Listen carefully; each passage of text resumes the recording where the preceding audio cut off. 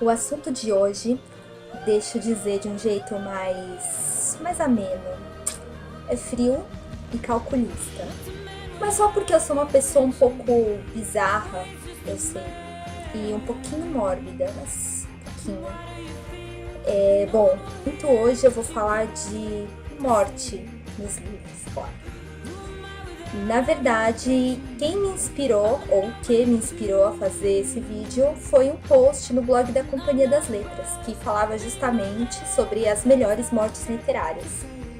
Mas, diferentemente do post, que se vocês quiserem ler, eu vou deixar o link aqui embaixo no post, eu não vou dar spoilers. Então, de maneira alguma, bom, é isso, eu não quero estragar com a leitura de ninguém.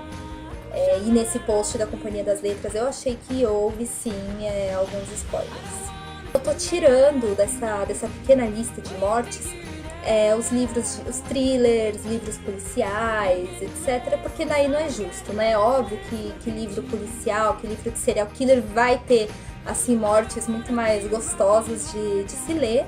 Mas aí é óbvio que se você quiser ler mortes legais, você vai pegar um livro desses. Agora o que eu tô falando são mortes legais também em livros de outros gêneros, que não sejam especificamente thriller, policial, essas coisas, tá? Vamos começar primeiro falando de uma verdade, assim, pelo menos eu acho, uma verdade muito forte na literatura, no cinema, whatever. Ok, tem gente que não gosta, eu gosto quando o autor, sei lá, o roteirista vai lá e mata um personagem, porque é sempre emocionante, não tem como não ser.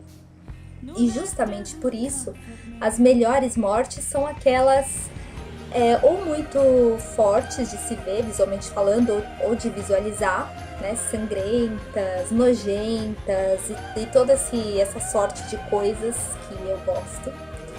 Mas também aquela morte que tem mais significado, ou seja, não tem graça matar o personagem secundário que a gente nem se afetuou a ele. Se afetuou, tá certo? Que a gente nem... Não teve nenhuma ligação afetiva com o carinha lá. Ele morreu e que diferença vai fazer? Nenhuma. Matar o vilão, ok, é gostoso ver o cara ruim morrer. Mas... de qualquer forma, assim, tem certos tipos de história que a gente sabe que no final o vilão vai se dar muito mal. Ou ele vai morrer, ou, enfim, ele vai se ferrar e muito grande. Então, também não é nenhuma surpresa, assim, caótica. Agora, quando quem morre é o mocinho, ou é aquele personagem super carismático que a gente desde o início torceu, a gente fica mais triste, né? Mas eu acho que é uma morte que marca mais. Então, assim, apesar da gente ficar triste, é, entre aspas, mais gostoso, vai, pelo menos pra mim. Bom, vamos falar das mortes, né? Que é o que interessa.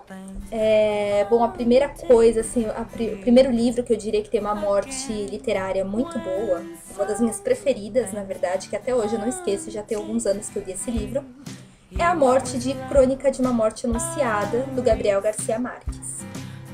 Por quê? Bom, na verdade, olha, não é segredo pra ninguém, você começa lendo o livro, na primeira página ele já diz que o protagonista vai morrer. E é isso, e o livro descreve, então, os últimos momentos do protagonista, né, ele tentando meio que fugir, assim, do destino que o espera.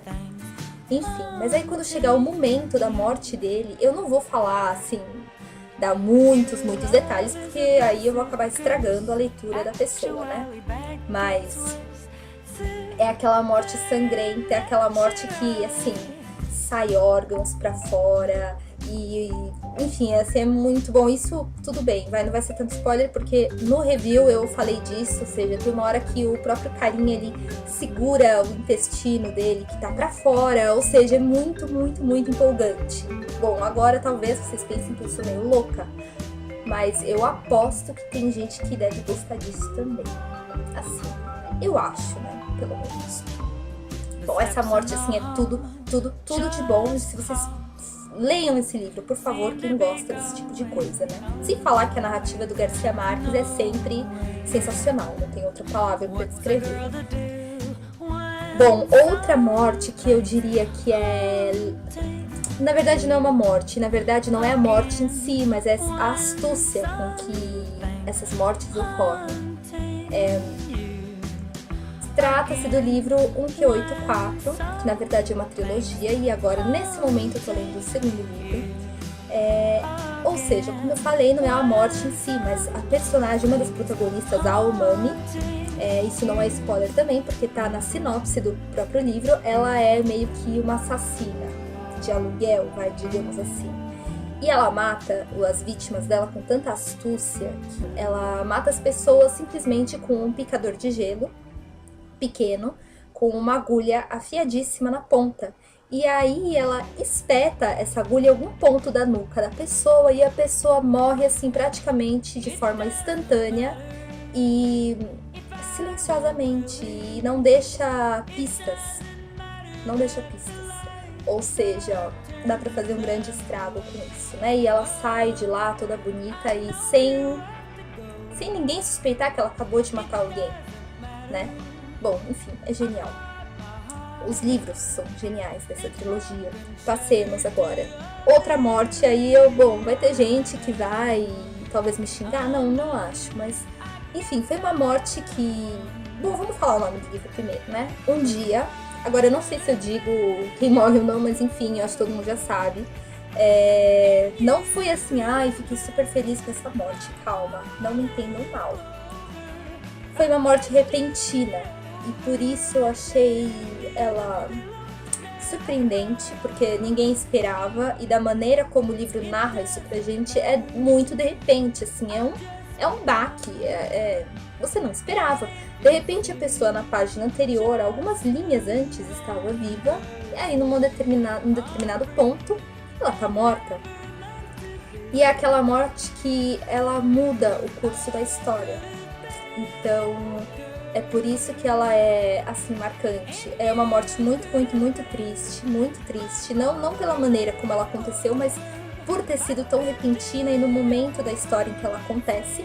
Ela é triste, mas ela é fundamental, e se essa morte não acontecesse, eu sinto muito por isso que eu vou dizer, mas o livro não seria nem metade do que ele é sem essa morte. É triste, mas é verdade. Então, não há outra saída se não aceitar, não é mesmo? Como todas as mortes, né? Não tem outra saída. Bom, outra morte muito, muito legal, legal, né? Nem sei se esse adjetivo cabe aí. Também não é pela morte em si, assim, a forma como ela aconteceu, mas a consequência dessa morte. Ou seja, o livro é O Homem Duplicado, aliás, já falei bastante dele aqui no blog, inclusive num outro vídeo lá atrás. Mas enfim, O Homem Duplicado, chega um momento da história em que morre alguém vai bem fundamental, né, na história. E tudo bem, o cara morre e tal, mas o mais interessante disso tudo é o que vai acontecer depois, ou seja, a consequência dessa morte, que talvez a gente até podia imaginar, mas a gente não tinha certeza se o Saramago ia ter o atrevimento de fazer isso que ele fez como consequência dessa morte. Mas, gente, vamos combinar, né? Saramago é Saramago.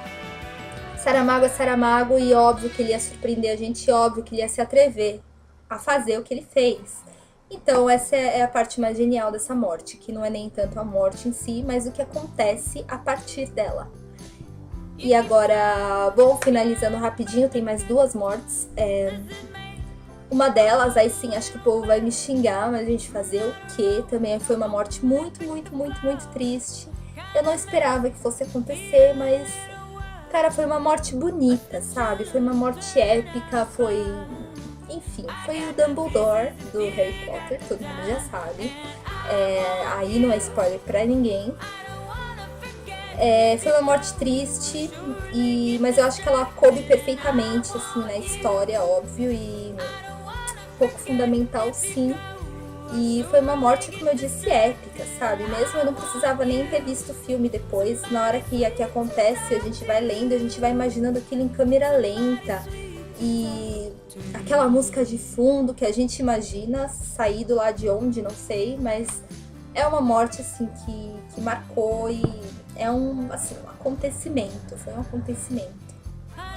E marcou também, mudou o curso da história, né? O depois.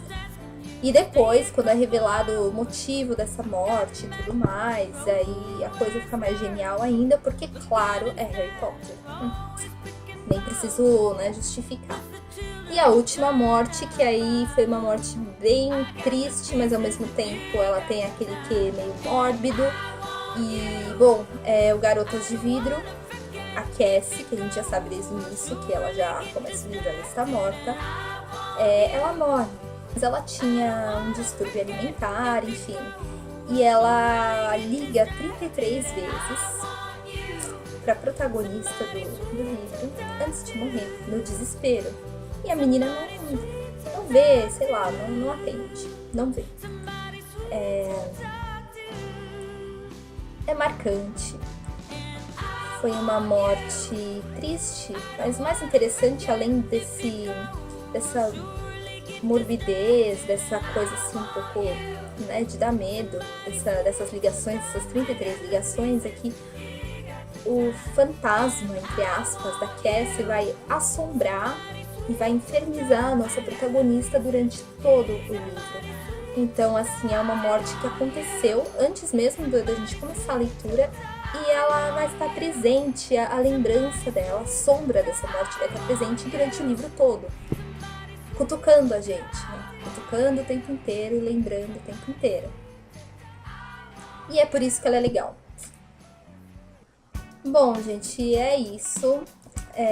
Eu falei aqui de algumas mortes que eu gostei pra caramba. Óbvio que tem muitas outras mais que seria legal dizer, mas foi isso. Pra quem também gosta de morte literária, lembrando, leiam porque vale a pena. E bom, e aí vocês podem escolher o tipo de morte que mais agrada a vocês, né? Que mórbido isso, né? Ou as sangrentas e as nojentas, ou as mais simbólicas, né? Mais sentimentais. Aí vai do gosto do freguês, né? Então, beijo. E, nossa, eu fiz um negócio meio cruzo agora. Beijo. E até o próximo vídeo. Bom, até o próximo post, porque eu tô demorando muito pra gravar vídeos.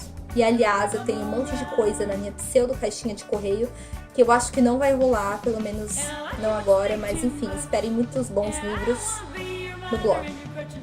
É isso. Tchau! And just lay